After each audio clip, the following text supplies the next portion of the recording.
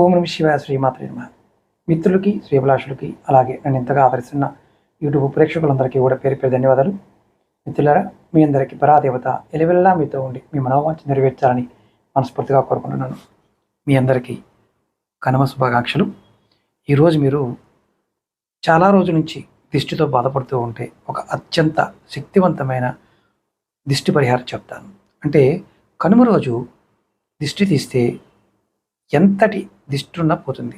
ఎందుకంటే సంక్రాంతి సంబరాల్లో కొత్త బట్టలు, ఆభరణాలు ఇలాంటివన్నీ ధరించి ఇతరుల కళ్ళు మన మీద పడుతుంది. దానివల్ల దిష్టి తగులుతుంది. ఈ దిష్టి తొలగించుకోవడానికి కనుమ రోజున మీ పిల్లలకి కానీ పెద్దలకి కానీ మీరు ఈ పరిహారం చేయవచ్చు. ఇది కుటుంబ సభ్యులకి చేసుకునే పరిహారం. పెద్దలకి, చిన్నపిల్లలకు కూడా చేయవచ్చు.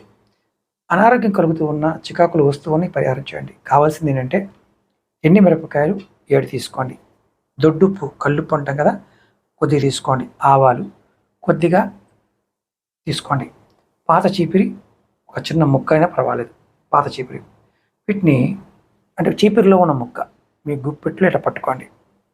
ఎవరికైతే దిష్టి తగిలిందంటారో వారి తల చుట్టూ 3 సార్లు సవ్యంగా, 3 సార్లు అపసవ్యంగా తిప్పండి. అంటే ఇలా 3 సార్లు, ఇలా 3 సార్లు. ఆ వస్తువులు ఎక్కడైనా మండుతున్న పొయ్యిలో కానీ లేదంటే మంటలో కానీ వేసేయండి. మామూలు పేపర్లు కాల్చినా లేదా కర్పూరం వెలిగించిన దాంట్లో వేయండి. ఫలితంగా ఏంటంటే ఈ మిరపకాయలు మండుతున్నప్పుడు ఘాటు రాకపోతే విపరీతమైన దిష్టి తగిలినట్టు అర్థం. ఆ దిష్టి ఆ మంటల్లో కాలిపోతుంది.